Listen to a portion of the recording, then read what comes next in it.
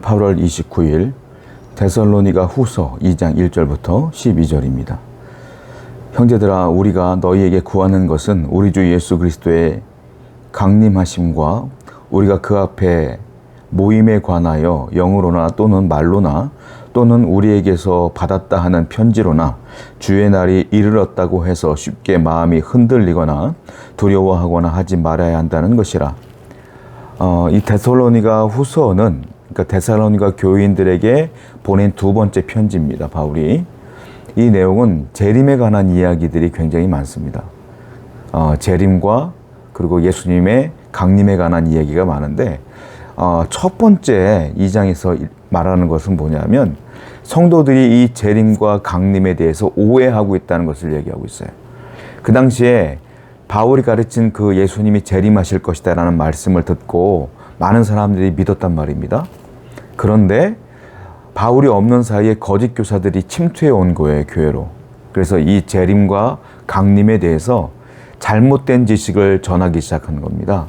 그 많은 사람들이 정확한 지식을 알지 못한 상태에서 잘못된 지식이 막 들어오니까 혼란을 겪고 있는 거예요.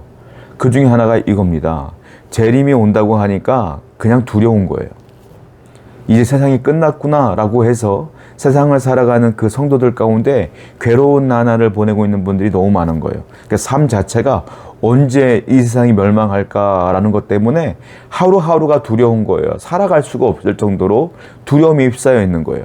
또 한 부류는 어떤 사람들이냐면 예수님이 재림한다는 얘기를 듣고 이 세상엔 희망과 소망이 없으니까 내가 하고 있는 모든 일들을 그만하는 거예요. 그러니까 직장 생활도 안 하고 경제 활동도 안 하고 사업도 안 하고 공부도 안 하고 그냥 현실 도피예요. 현실 도피. 우리가 알고 있는 것처럼 시한부 종말론에 빠진 사람들이 그러잖아요.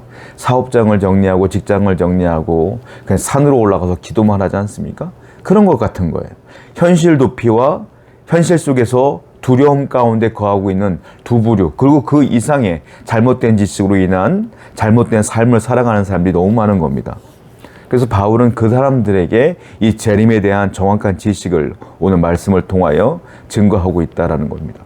여러분, 그래요. 잘 알아야, 정확하게 알아야 올바르게 살 수가 있는 거예요. 하나님의 말씀을 정확히 알아야 됩니다.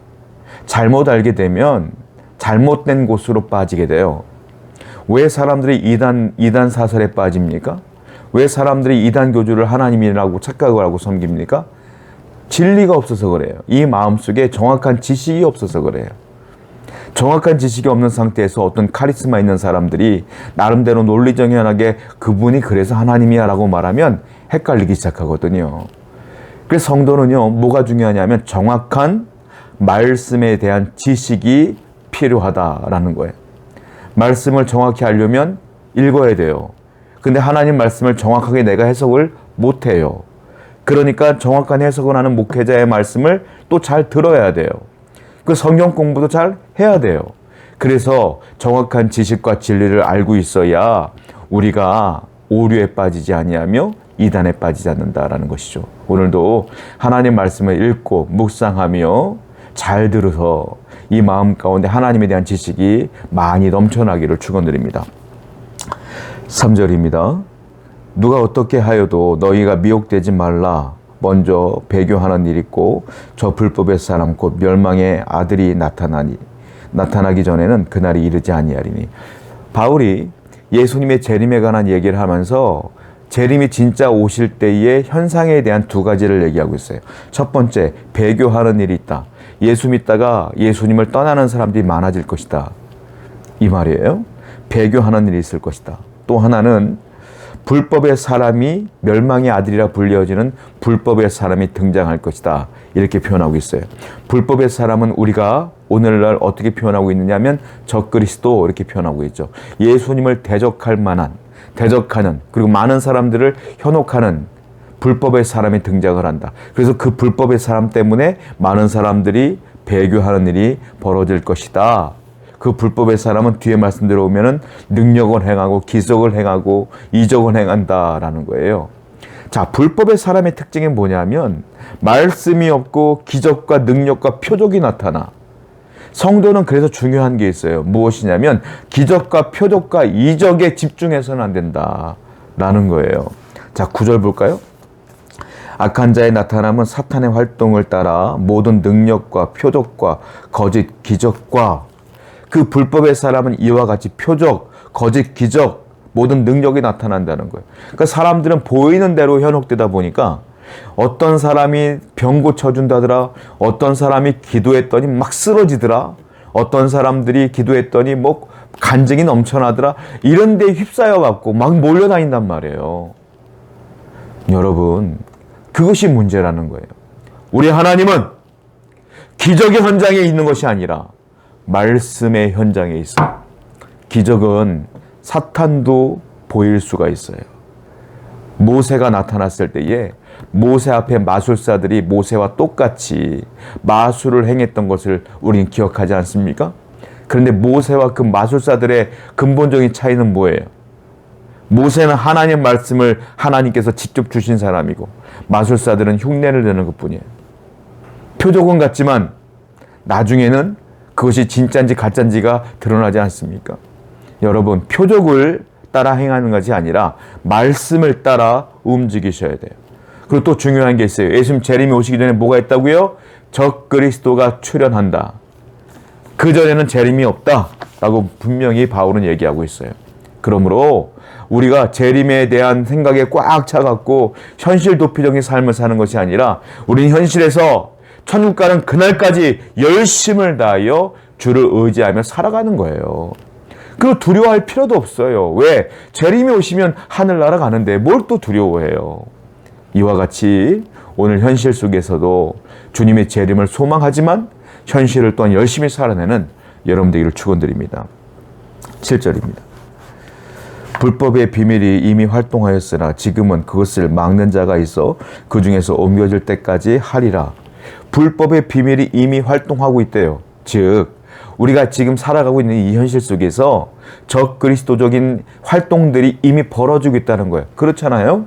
많은 사람들이 이단에 빠지고 이단들이 있고 교주들이 생겨나고 그리고 기독교를 비난하고 비방하는 사람들이 얼마나 많습니까? 이미 활동하고 있다는 거예요. 그런데 결정적으로 불법의 사람, 그 모든 세력들을 규합해서 완전히 하나님과 대적할 만한 불법의 사람의 등장은 아직은 없다 이거예요. 왜? 하나님께서 그 불법의 사람을 막고 계시다 이 얘기를 하고 있어요.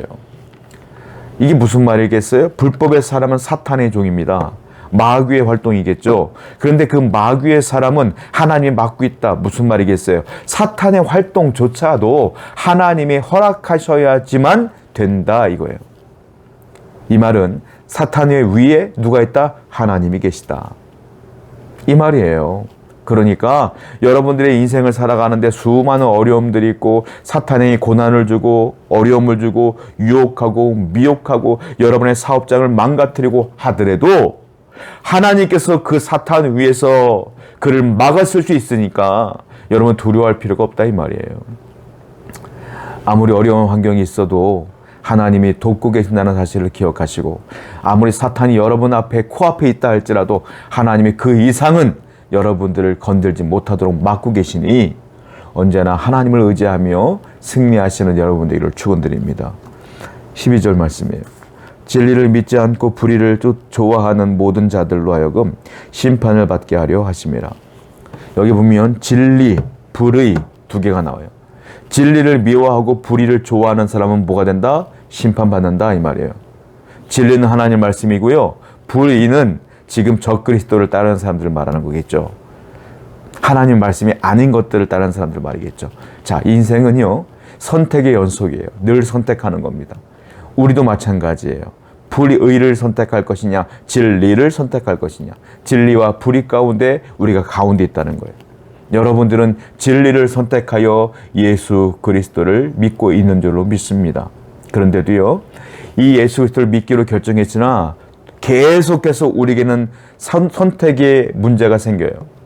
신앙생활 하면서도 계속 끝까지 믿을 것이냐 아니면 말 것이냐. 왜 믿는데 어려움이 생기냐. 하나님을 떠날 것이냐 말 것이냐. 계속 사탄은 유혹하는 거예요. 우리는 끝까지 한번 진리를 선택했으면 끝까지 진리를 선택하셔야 돼요. 단 한 번 99번 진리를 선택했다가 마지막 한 번 불의를 선택하는 순간 우리는 망한다 이거예요.